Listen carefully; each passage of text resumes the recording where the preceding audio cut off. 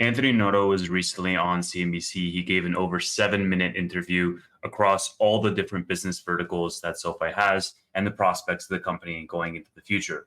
Now, I think this is a really interesting time that he gave this interview because we have earnings coming up shortly. The stock just hit 52-week lows, and there's a lot going on behind the scenes with regards to analyst downgrades and such. And what I wanted to do in this video was I want to have a live reaction with you as I watched the interview for the first time. You might be thinking to yourself, well, the interview came out on Wednesday. How are you watching it for the first time now?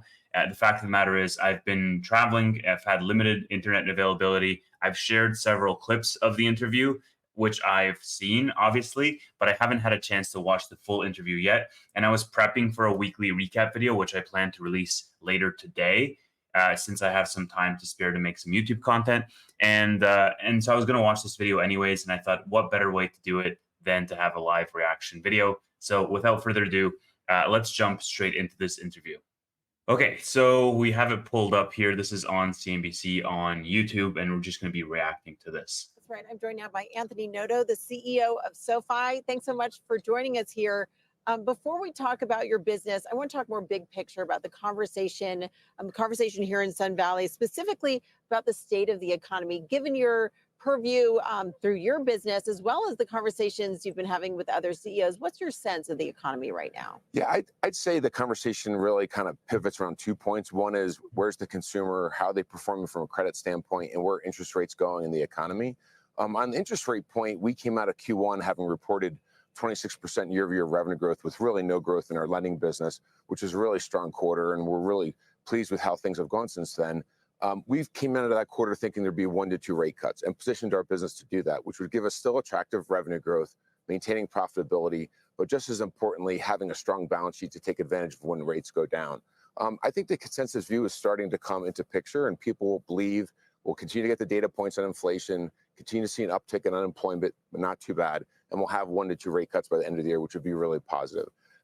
Right there, he is sharing his view, his guidance, essentially saying, okay, 1 to 2 rate cuts is what they have on their radar right now. And they're looking at unemployment numbers going up. They're looking at the consumer trends in terms of spending. They're looking at interest rates. And this is important because this sets the stage of where all their numbers and their guidance comes from, is these macroeconomic forecasts. As it relates to the consumer, we've seen really good trends in spending. We've seen really strong demand for refinancing personal loans as people are trying to lower their debt so they can make sure they're planning for the future. So overall, our company's performed really well in this environment.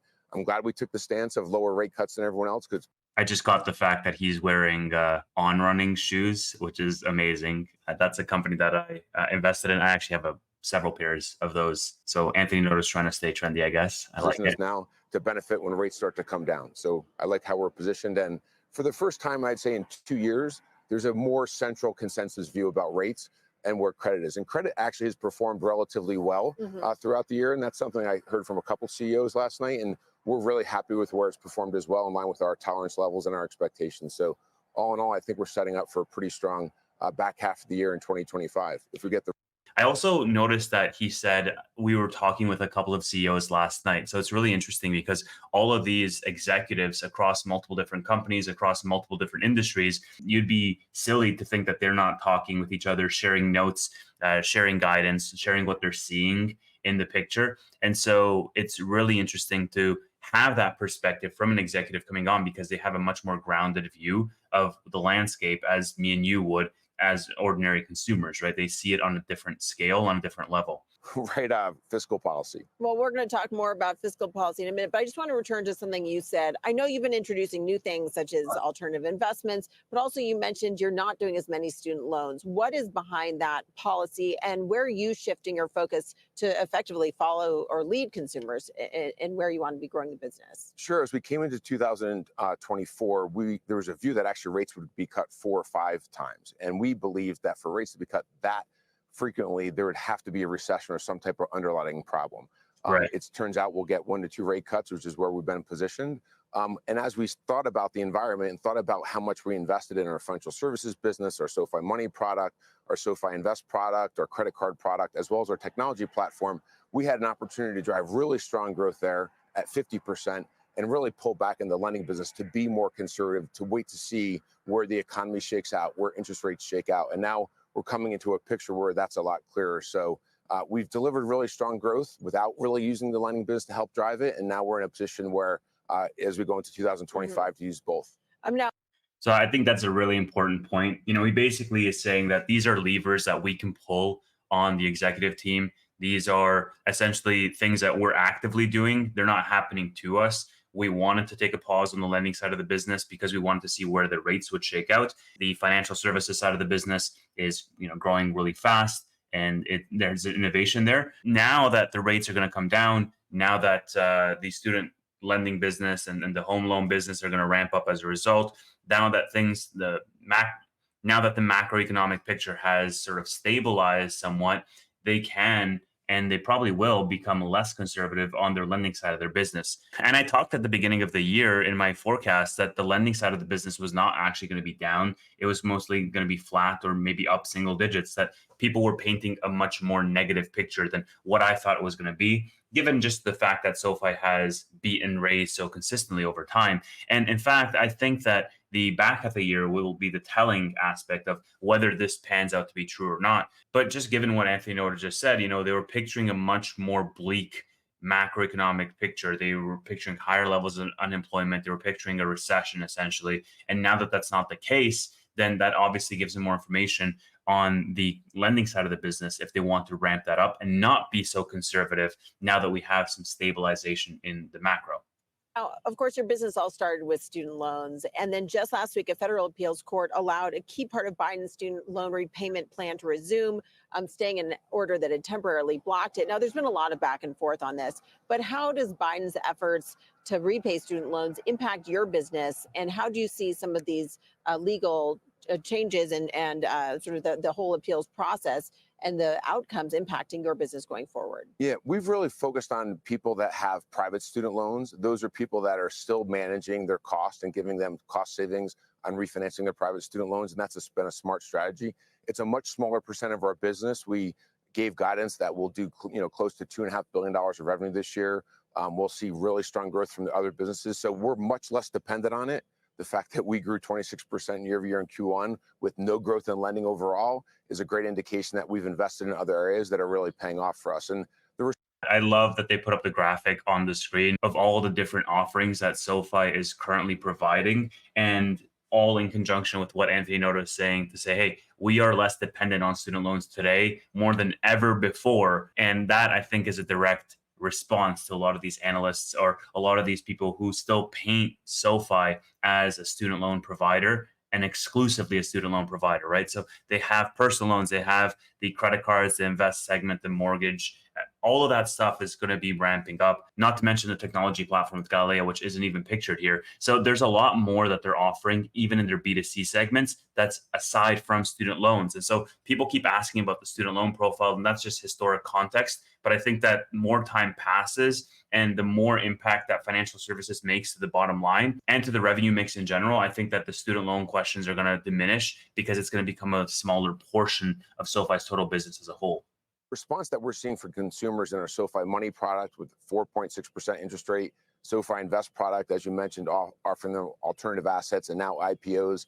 We've seen a great response there, and it's allowed us to go after other growth areas and not be so vulnerable to the whims of where the political or winds are blowing as relates to student loans. I will say this, we've done well with a high rate environment and uncertainty around credit. I'm really excited about what will happen when rates start to come down, and you can start to see the light at the end of the tunnel. When rates come down, we'll see a real pickup in student loan refinancing. Right now, there are people with rates at 7 to 8% student loans, but we only can offer them in the sixes. As rates come down, we can start to offer them in the low fives and maybe in high fours. So that business will pick up. Our home loan business had historically been a refinancing business. We've invested a lot in being able to do purchase home loans, and we're now seeing that pick up and gaining market share there. And we've recently made the decision on home equity lines to give people even lower cost of debt. So as rates come down, we'll see a real pickup, and as long as the economy is stable and inflation is stable. So you've mentioned various ways that you're. So, I mean, we've talked about this before, right? Rates are the catalyst for SoFi. They're the tailwind for SoFi. And this is Anthony Noto putting it way more eloquently than I could.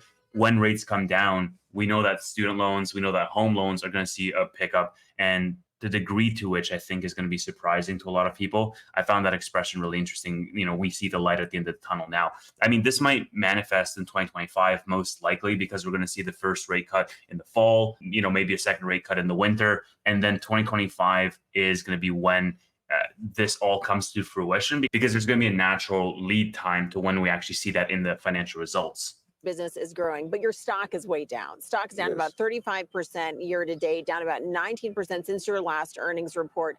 I know that you have earnings coming up in a few weeks, so you're limited in terms of how many specifics you can share. But what's your message to investors? Why should they hold on when the stock is down so dramatically? I love this question. Yeah. The thing that we can control is our strategy and our execution. And for the last 7.5 years, our strategy has been consistent and our execution has been consistent. We've driven good, steady growth. When I joined the company, we had less than $300 million of revenue in 2018. Now we're over $2 billion of revenue. We weren't generating profits. We weren't generating positive EBITDA. Now we're generating both positive EBITDA and GAAP profitability. So I'm really pleased with what we're doing. In terms of the stock, I'm equally disappointed. I'm a big investor. Our employees are large investors. What we've seen and what we believe is happening is that the group of fintech companies that have credit exposure has been really hit hard. And they've been hit hard because of the uncertainty around interest rates. When will interest rates peak? And when will credit peak? And as I mentioned, we're really pleased with where credit's performed. We expected it to pick up a little bit, but it's within our tolerance levels. So good sign there. And as I mentioned, 1 to 2 rate cuts would be welcomed and moving in the right direction. And what about AI? I love it. What else do you expect him to say, right?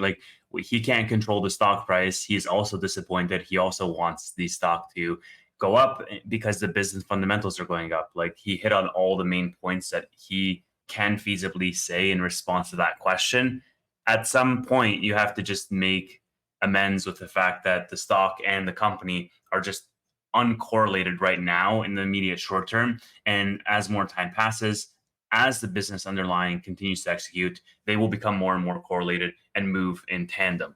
And that's just a reality that you have to do. It's not like, oh my gosh, the stock is at $6. You've got to fire Anthony Noto, which is dozens of comments that I see across YouTube and X, people blaming management for the stock price. Well, there's a lot of factors that go into that. And the fact of the matter is that whatever management does in the business side is not translating on the stock side because they're doing quite a bit and it's just not seeing the results they want.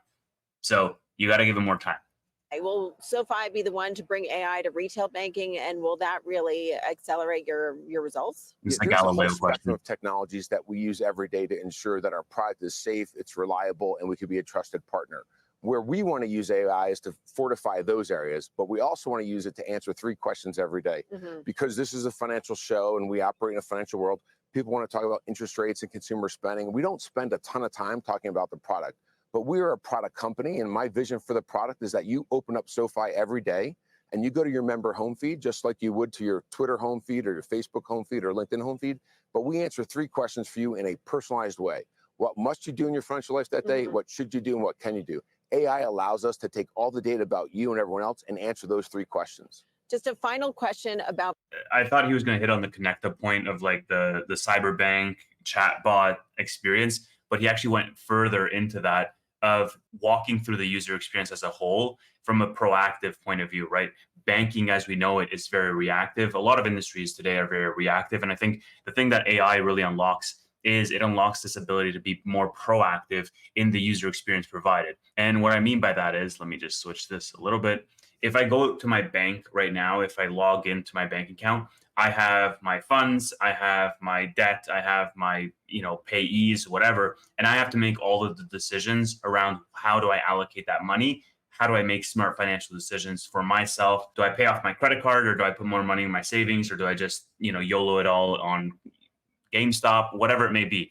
But the idea with AI is that it can become more proactive to say, okay, Tevis, we understand that these are your habits, these are your monthly expenses, this is your monthly income, and this is where you want to go in the next 10 years. Let me put you on a plan to automate everything for you so that you don't have to think about that anymore. And we can make smart decisions that are completely driven by that target. And I think that's a really interesting premise, right? Because it can allow for me to just put all of my finances on autopilot. And that's something that I think SoFi, along with Galileo in conjunction, will be able to power in the coming years. Okay, let's finish off this interview. There's only a couple of seconds left.